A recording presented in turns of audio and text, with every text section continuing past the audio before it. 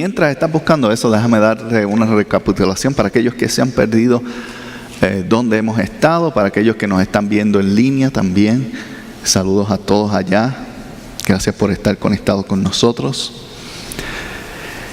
Empezamos esta serie llamada Aventurándonos en la Biblia, principalmente para nosotros como congregación, que de hecho estamos cumpliendo un año. Hace un año comenzamos a reunirnos y el tiempo se va tan rápido, se va tan rápido. Hace un año decidimos lanzar esto y estábamos predicando nuestro primer mensaje sobre la visión del verbo. Y no es casualidad que un año después hoy vamos a hablar de quién es la persona que está centrada. Todo el verbo. Empezamos con Juan capítulo 1 y vamos a tener Mateo capítulo 1 y todo comienza con comienzo, un año. Y cuando comenzamos esto, aparte de la forma en la cual nosotros queremos ver y desarrollarnos, yo como persona, cada uno como individuo, para ser esa persona que Jesucristo ya pensó y diseñó que íbamos a ser. Nuestra identidad a veces tendemos a dudar, Señor, ¿realmente esto es lo que tú quieres? ¿Realmente esto es quién yo soy o a lo que tú me has llamado? Pero nuestra identidad no debe estar basada simplemente en una posición, tiene que estar basado, como estábamos cantando hace un momento, en que simplemente somos sus hijos.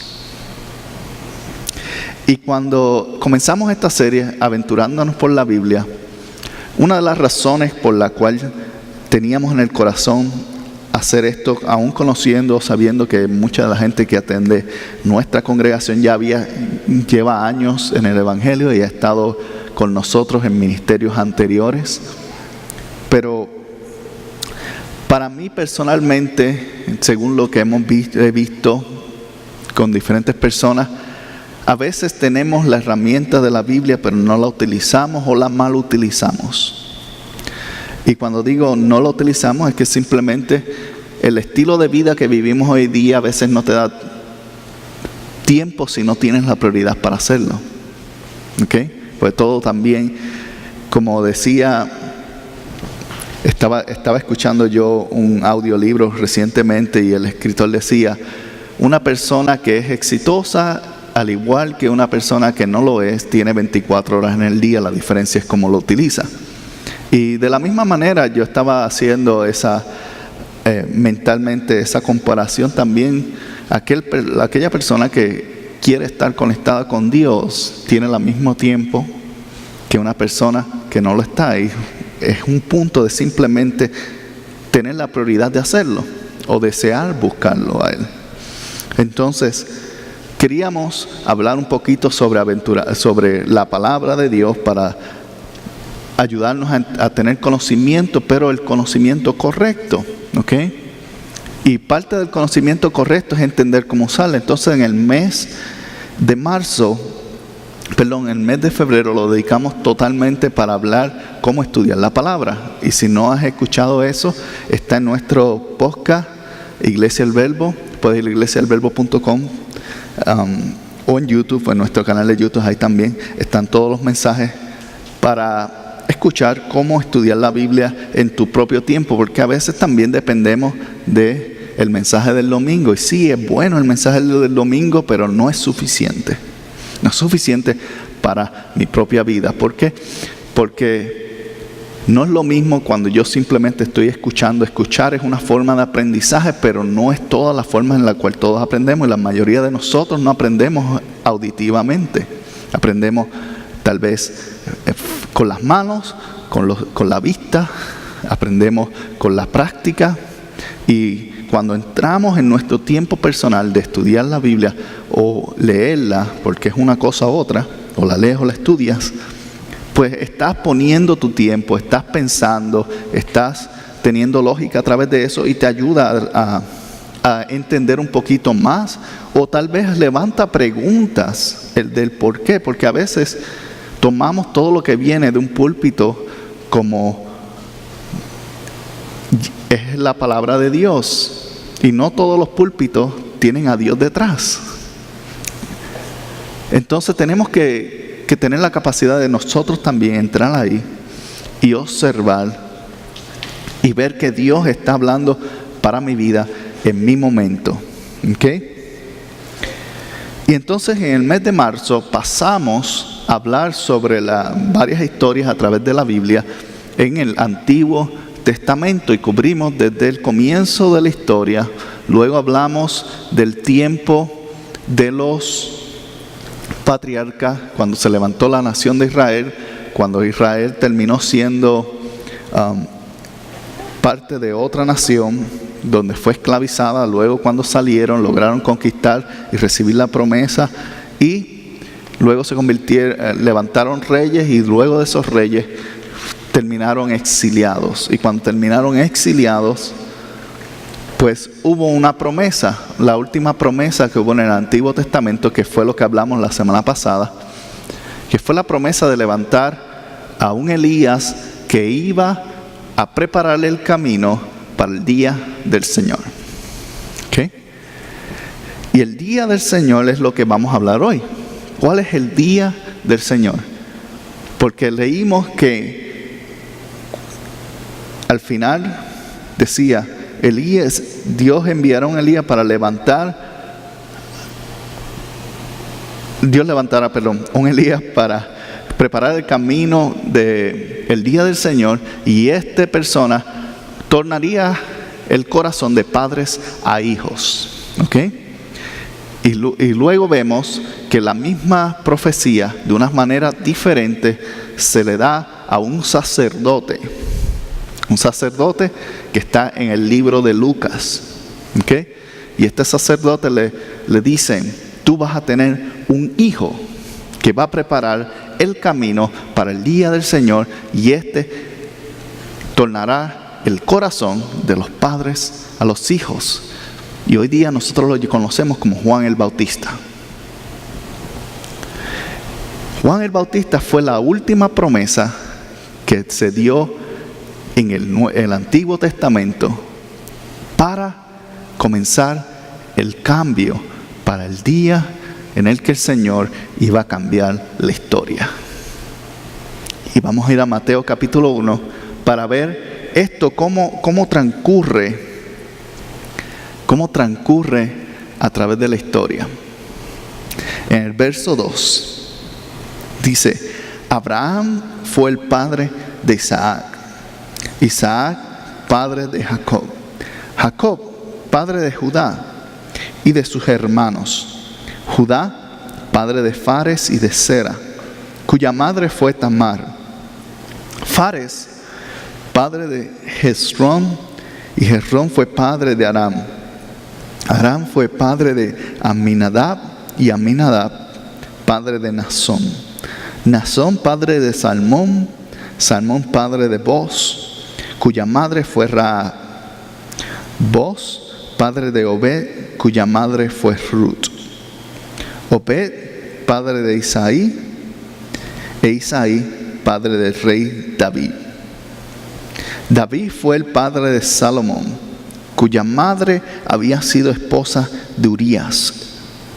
Salomón padre de Roboam, Roboam padre de Abías, Abías padre de Asa, Asa padre de Josafat, Josafat padre de Joram, Joram padre de Uzías, Uzías padre de Jotán, Jotán padre de Acaz, Acaz padre de Ezequías, Ezequías padre de Manasés, Manasés padre de Amón, Amón padre de Josías, y Josías padre de Jeconías, y de sus hermanos en tiempo de la deportación de Babilonia.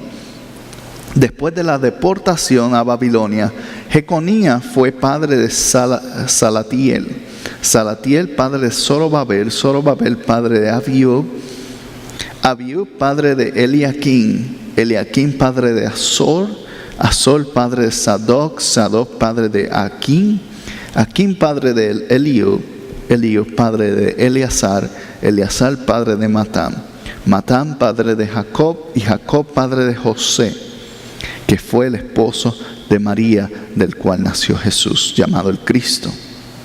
Así que hubo en total 14 generaciones desde Abraham hasta David, 14 desde David hasta la deportación de Babilonia, y 14 después, desde la deportación hasta el nacimiento del Cristo. Qué interesante observar todo esto, porque de algunos de estos personajes hablamos a través de esta serie.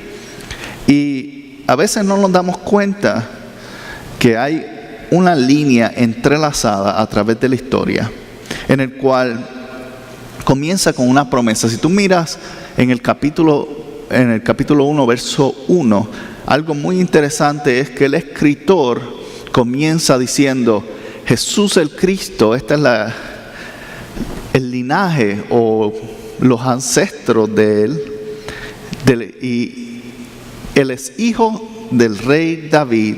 Y luego dice, él es hijo de Abraham.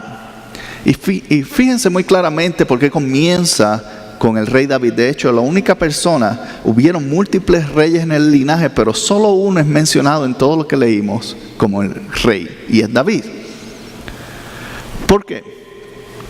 Porque en medio de lo que estábamos hablando la semana pasada, de la deportación a Babilonia, y en medio de la caída, cuando la caída de Israel sucedió a Asiria, y 200 años aproximadamente después, la caída de Judá a Babilonia, los profetas comenzaron a dar palabra de Dios de que iba a ser enviado alguien que iba a reconciliar y que iba a tomar nuevamente la posición del rey David. Entonces Mateo comienza primeramente hablando de Jesús como hijo del rey David, en otras palabras, heredero del trono.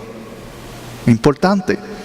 ¿Por qué? Porque en ese momento Israel estaba esperando por el rey que iba a destronar a Roma e iba a devolver a Israel a su gloria pasada.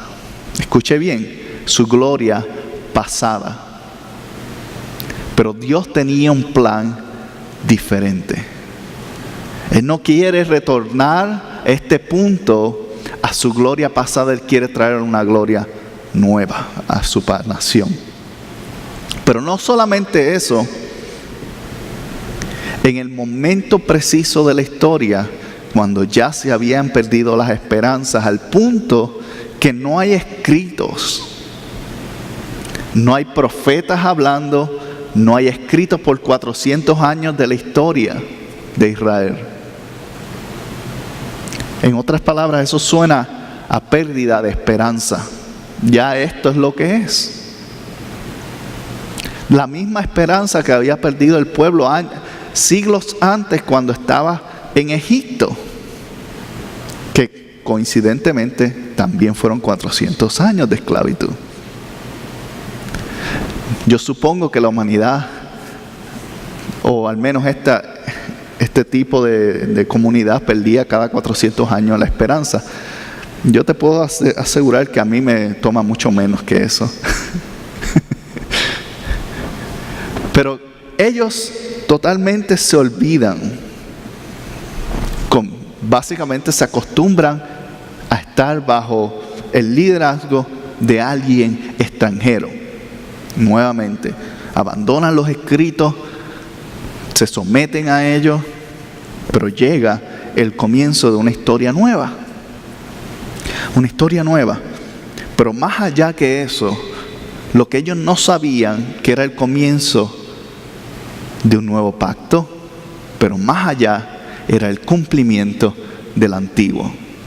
Cuando comenzamos esta serie, o a través de la historia, el primer mensaje que predicamos del Antiguo Testamento se tituló La promesa.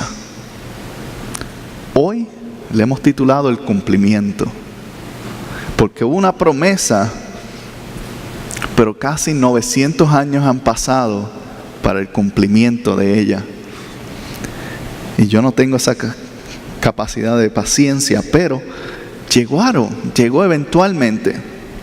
Porque Jesús fue enviado en el momento preciso.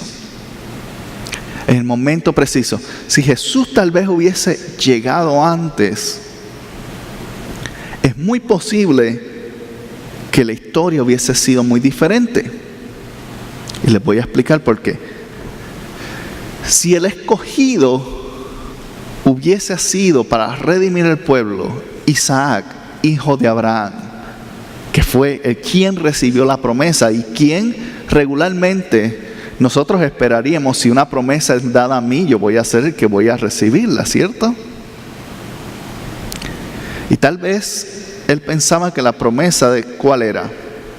La promesa, si recuerdan, que la hablamos hace 6 semanas atrás, mucho tiempo, no les voy a pedir que recuerden eso, pero hace 6 semanas la promesa era: te voy a multiplicar, te haré una gran nación y bendecirás a todas las familias de la tierra. Eran 3 fases.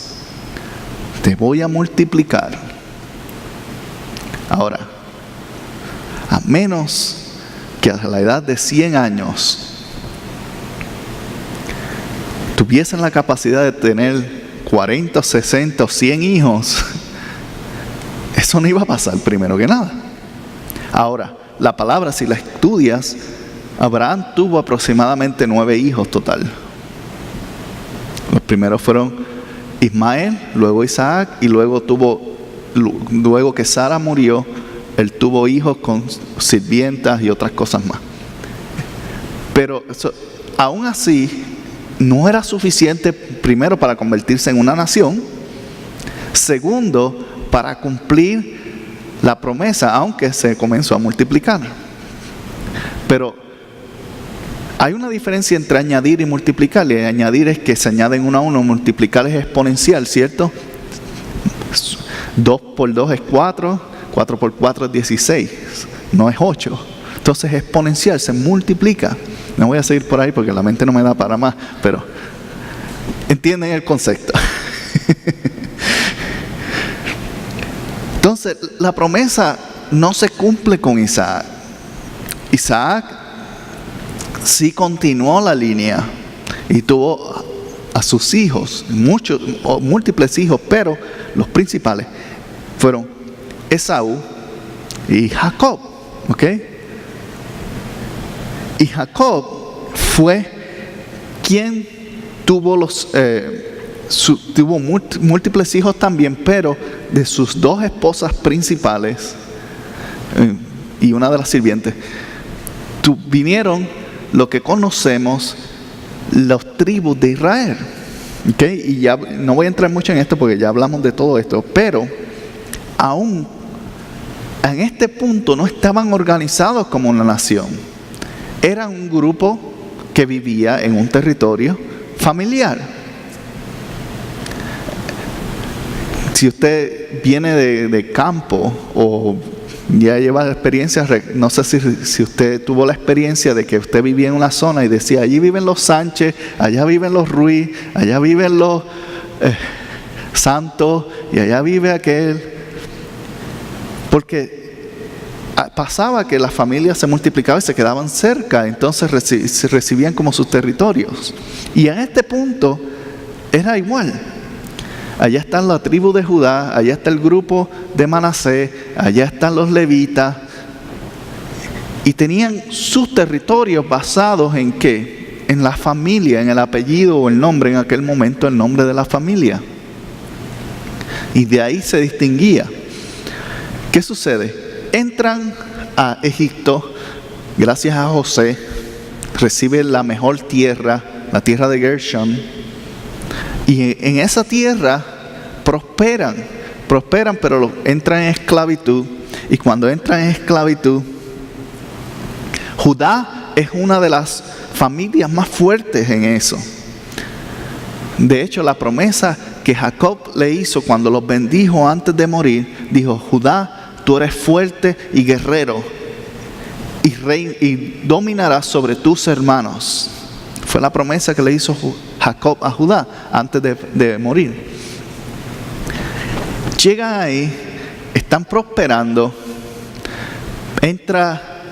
nace Moisés en medio de la esclavitud luego que son esclavizados. Y Moisés es el primer líder político que reciben. Ahora,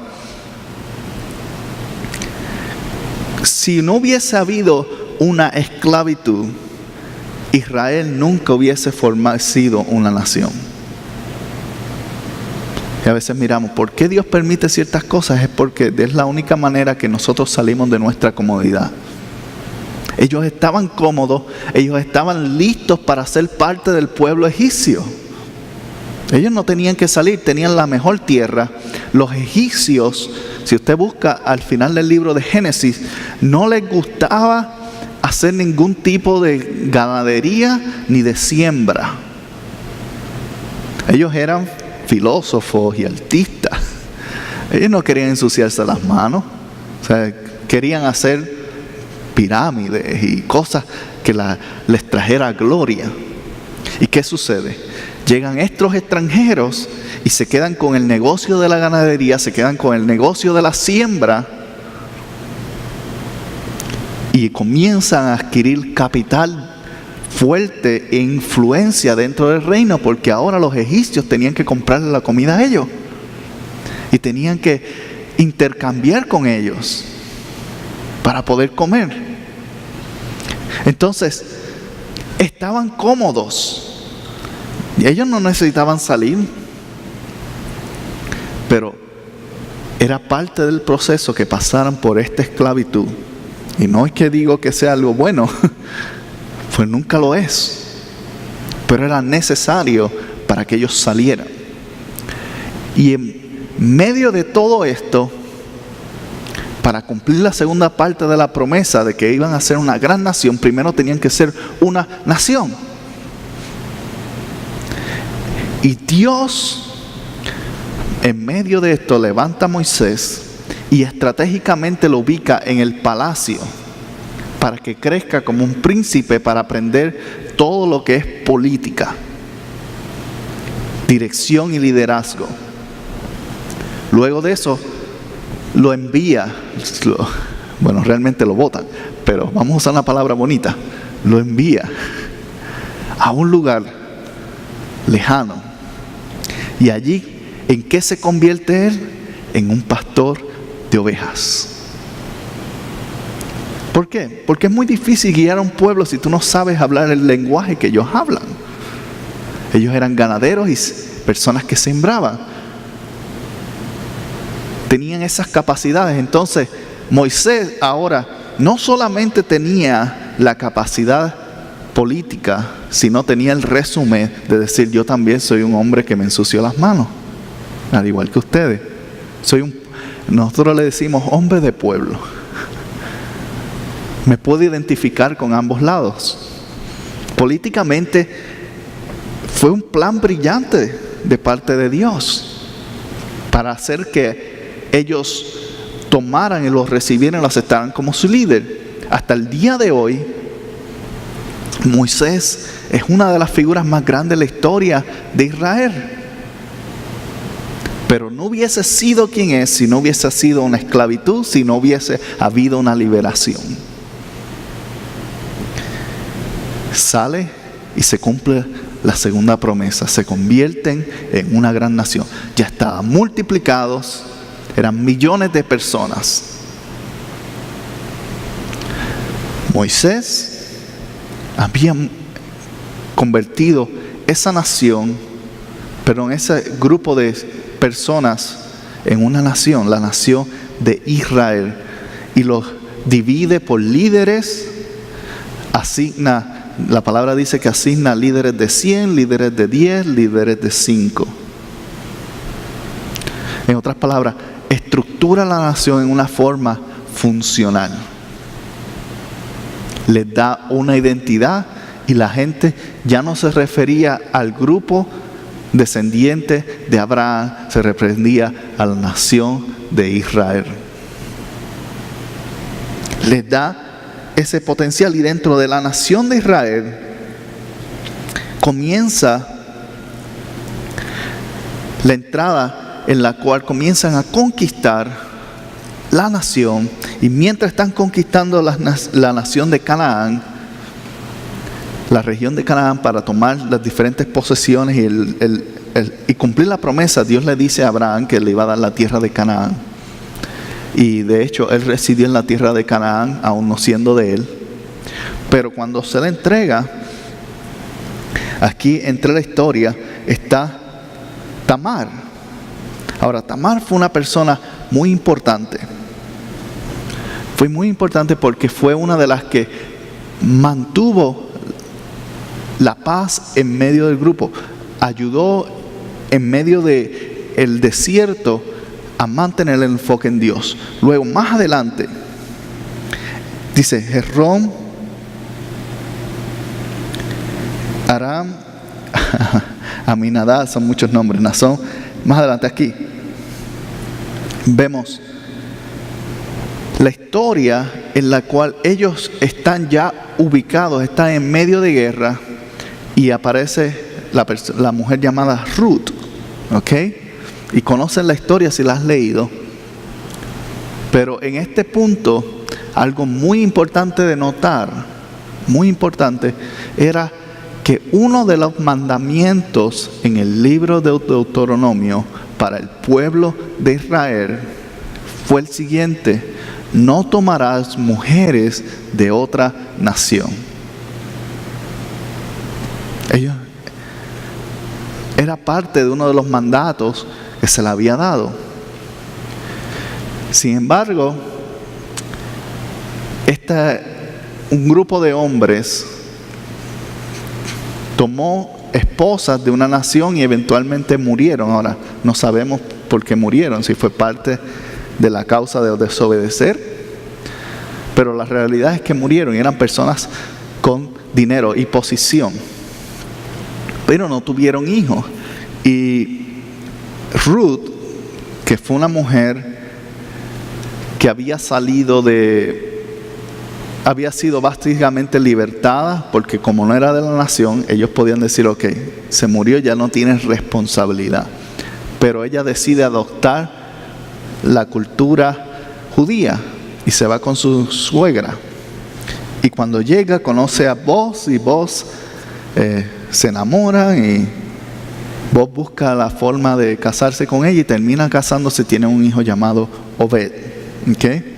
Ahora, Obed juega un papel muy importante, porque Obed, dentro de todo,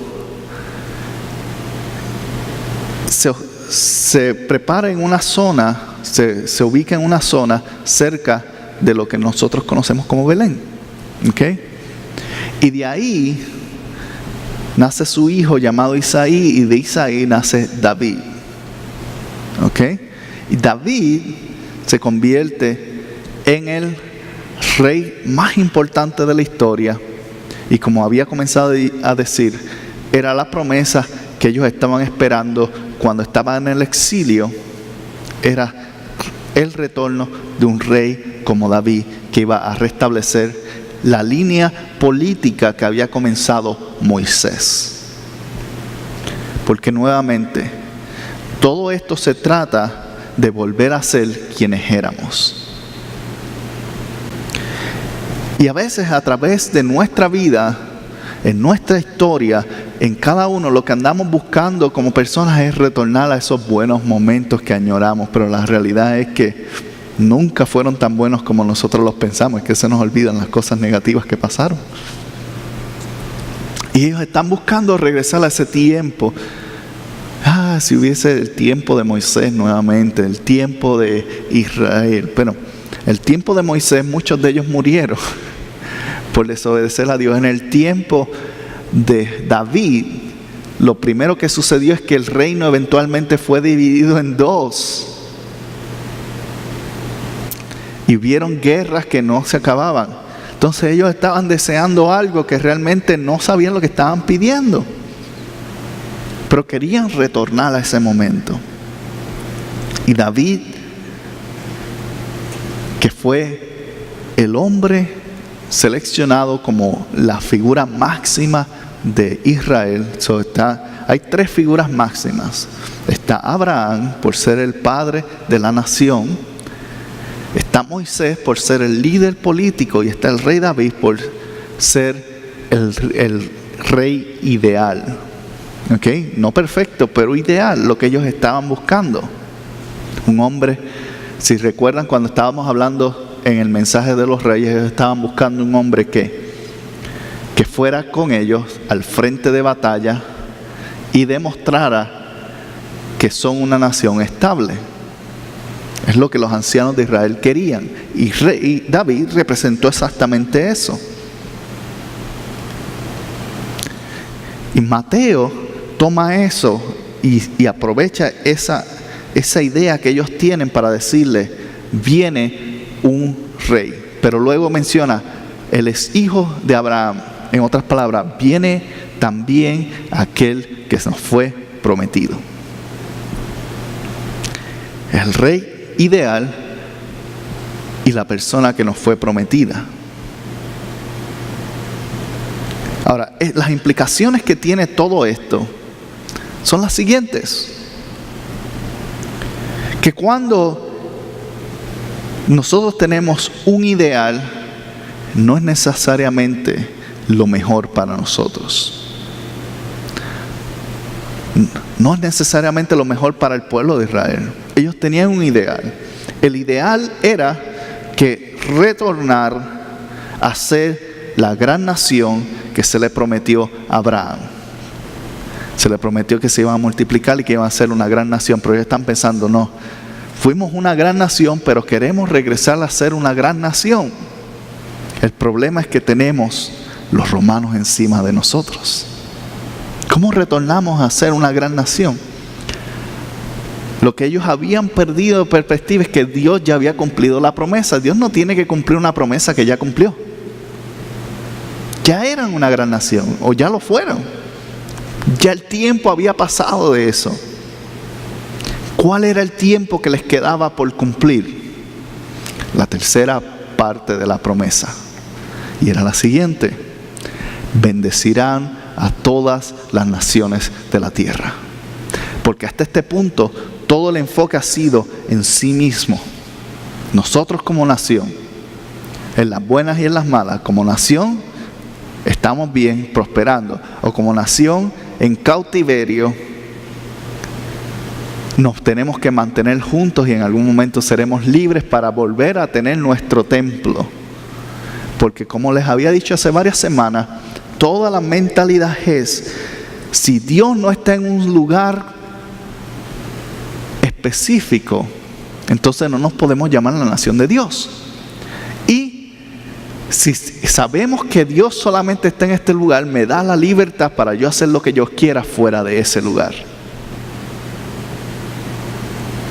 Porque ya Dios, con el tabernáculo primero, lo habían amarrado a eso. Y luego lo amarran al templo.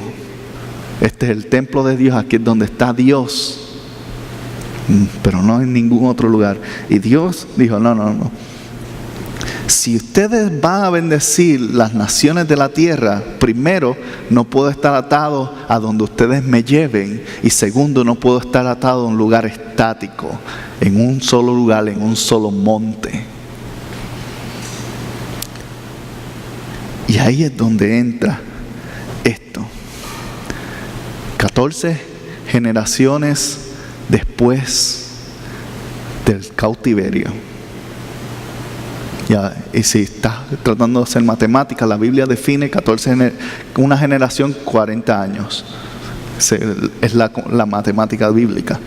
Una generación 40 años. Entonces, multiplica 14 por 40 y tienes el número de cuánto tiempo pasó exactamente. Ahora, ellos están pensando en sí mismos nuevamente. Vamos a levantar la gloria pasada de la nación de Israel. Vamos a hacer la gran nación que Él prometió y nos vamos a volver a multiplicar. ¿Y qué? Y bendecir a la tierra a nuestra manera, a nuestra forma.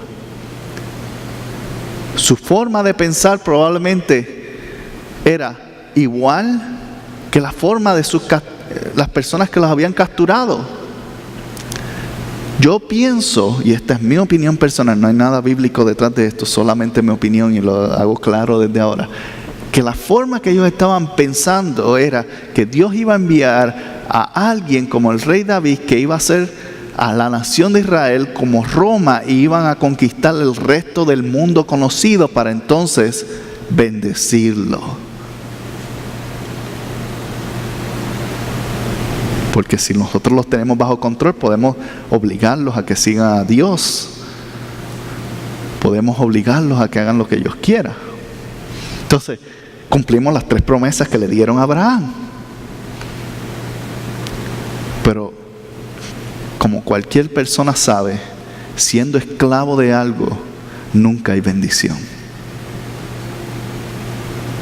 Si tú eres esclavo de cosas dentro de ti, tú no estás siendo bendecido por eso. Si eres esclavo de una relación o de una persona, o has perdido la libertad, no estás recibiendo bendición. Estás frustrado. Estás deseando libertad. Entonces, Dios cumplió la primera promesa, los multiplica. Cumple la segunda promesa, los hace una gran nación. Pero ya eso había pasado y era el momento de cambiar la historia. Era el momento de que ellos cumplieran lo que se les había dicho, y era bendecir a las naciones del mundo. Y ese fue el día del Señor, el día en que el Señor llegó a la tierra para cambiar y establecer un reino diferente. Un reino que bendecería a las naciones que conocemos. Ahora, ¿qué podemos sacar de todo lo que leímos? Número 1, que a veces nosotros tenemos un ideal, pero Dios tiene otra idea. Segundo, que para que el momento esté alineado, para nosotros tal vez tenemos desesperación de ver resultados, pero un Dios eterno no se desespera porque no tiene tiempo. No tiene tiempo para desesperarse porque simplemente no tiene tiempo, punto. Está en un tiempo eterno, estable. No cambia. Entonces, Él no tiene prisa, porque la prisa insinúa de que hay tiempo. Como no hay tiempo, lo puede hacer en un momento o lo puede hacer luego de toda una generación. Pero lo hace. Lo importante es que lo cumple. Y la razón por la cual me gusta cómo Mateo hizo el ejercicio de ponerlo así para que nosotros podamos ver esto, es para entender lo siguiente: es que aun cuando yo no lo vea, va a ocurrir. Aun cuando yo no piense que vaya a pasar, Él está obrando. Hay un plan y hay una línea ya trazada. Y cuando llega Jesús, si Jesús hubiese llegado antes, nuevamente, tal vez no hubiese sido el mismo impacto. Pero al llegar bajo la influencia de una nación como Roma dominando gran parte de lo que era el mundo conocido en aquel momento, la antigua Europa, parte del Medio Oriente, y su poder llegaba casi hasta la India. Entonces tenían gran parte del mundo conocido conquistado, lo que hace una cadena de comunicación más efectiva. Hace una cadena de comunicación más efectiva. Entonces, ahora, cuando Jesús llega, tiene la capacidad de expandir el mensaje que Dios lo envió a traer a más lugares en el mundo que nunca. Y elige a hombres. Fíjese, a veces pensamos, Dios elige a los hombres humildes que no saben nada. No, Él elige a los hombres correctos, con las habilidades correctas. ¿Por qué? Elige pescadores, porque ¿qué era un pescador? Alguien que tiene capacidad naval y puede llegar a otros lugares donde tú no puedes llegar. Elige personas que son contables, porque los contables se necesitan donde sea. El dinero es lo que habla.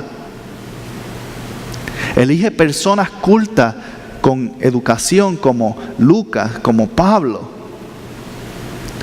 para que puedan hablar con personas de influencia y continuar el mensaje hacia adelante. No fue casualidad. Todo fue parte necesario y organizado para poder expandir el mensaje a donde tenía que ser escuchado, para que el día de hoy tú y yo podemos estar hablando de ella. Porque de lo contrario, nunca hubiésemos escuchado. ¿Sabes cuántos profetas se levantaron tal vez en medio de los años oscuros de Israel donde no hay palabra y nadie supo de ellos ni de su existencia?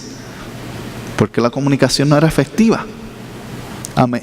Es más, el Antiguo Testamento no hubiésemos sabido nada de él si un hombre llamado Esdras no hubiera descubierto los pergaminos. Entonces, ¿por qué cambia la historia? Porque había ya la base definida para que la historia fuera cambiada. Entonces no podemos decir que es un error, no podemos pensar que tal vez él no llegó en el momento correcto, o por qué no avanzó, por qué tal vez no vino en este punto. Imagínense ahora mismo Jesús apareciendo en Facebook Live o algún sistema de streaming. Tal vez sonaría como algo efectivo, pero tanta gente se hubiese perdido en el camino.